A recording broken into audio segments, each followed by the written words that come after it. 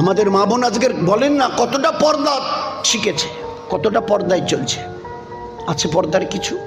তাজ্জব লাগে। একটা খালি এটা যদি ফেরিওয়ালা গিয়ে বাড়ির সামনে যদি খালি সাইকেলের হোক মোটর সাইকেলের যদি হর্ন বাজায়, তো ওই বাড়ির যা আছে একেবারে দাদি চাচি বউ বৌমা বেটি ভাস্তি যা আছে সব বেরিয়ে চলে এলো, মনে হয় যেন আমার বাপের বাড়ির লোক এসে। পর্দার আছে কিছু? পর্দার আছে কিছু? স্বামীর হাত ধরে বলছে, আলী সময় আমার শেষ হয়ে আসছে, মারা যাবার যদি দিনে মারা যায় দিনে কবরে দিও না, গভীর রাতে নিয়ে আমাকে মাটি দিও। কেন কেন?